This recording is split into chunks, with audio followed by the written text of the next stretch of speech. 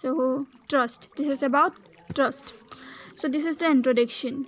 The introduction provides that the common law in England was deficient in certain matters of natural and universal justice, and particularly in matters of trust and confidence it took no cognizance.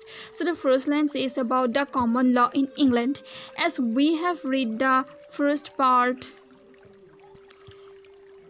as we have read the first unit of law of equity, we have understood that there used to be two kinds of courts in England. One was common law and another courts of chancery or courts of equity. So courts of equity governed the law relating to equity, which was different from the common law.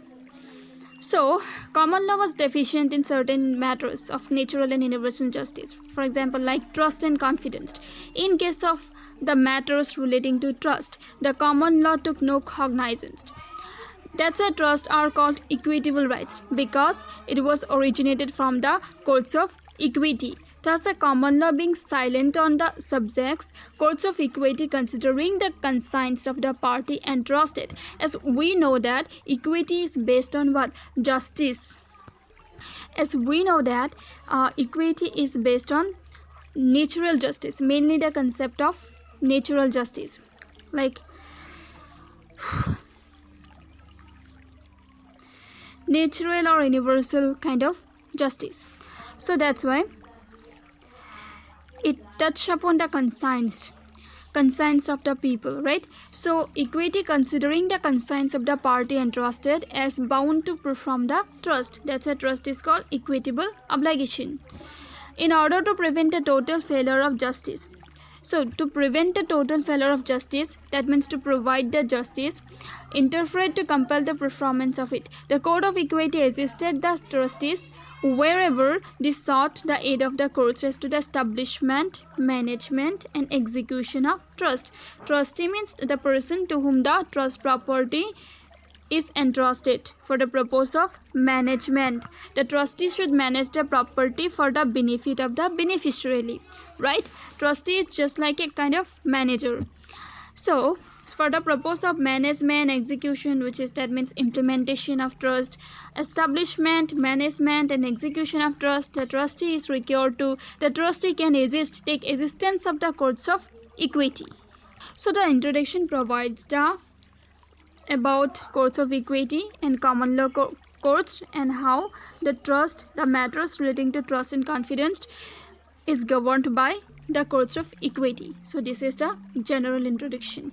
Now we have to read the significance of trust. So many jurists, like many eminent jurists, writers and jurists, described trust as the most distinctive achievement of equity jurisprudence in England. Some of the opinions are laid down here, so we can quote this opinion in exam as well. These are very important. These opinions are under the quotation, so we can quote the same line in the exam. Like first of all, we can see what Maitland had said. Like Maitland, Maitland, Maitland. Of all the exploits of equity, the largest and the most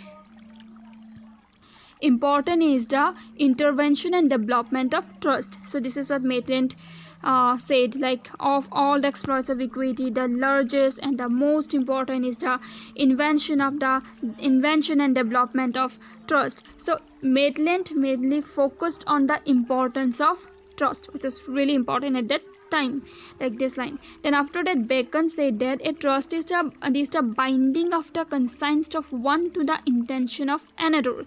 Like trust is kind of relationship between the settler, which is the author of the trust, or we can say in another words the creator of the trust, or we can say him as truster as well. So truster entrusts certain property in trust to another person called trustee for the management of the trust property. Mainly the object is to give benefit to some other person, like third person, like beneficiary. So that's why it is said that trust is the binding of the conscience. That means trust binds something, binding of the conscience of one to the intention of another. So this is what Bacon said. Then comes Hanbury. I think Hanbury, Hanbury. Hanbury also says that trust is the very center and kernel of equity. This line is very simple, and I don't think so it will be much harder to remember. Like, trust is the very center and kernel of equity. That means trust is an important aspect of equity. This is what said Hansberry. Then comes also Story. Story observed that trust constitutes a very important and comprehensive branch of equity of jurisprudence. That means the first line is that trust is an important and comprehensive branch. The word branch is used here, branch of equity jurisprudence. So this is the center of equity, like equitable rights and obligations, something like this, right? So trust have been applied to a great variety of cases which never could have been in the contemplation of those who originally introduced them, but which nevertheless are the natural attendants upon a refined and cultivated state of society, where wealth is widely diffused, and necessities and conventions of families, of commerce, and even of the ordinary business of human life require that trust should be established to exigencies of time to come. So why trust was important?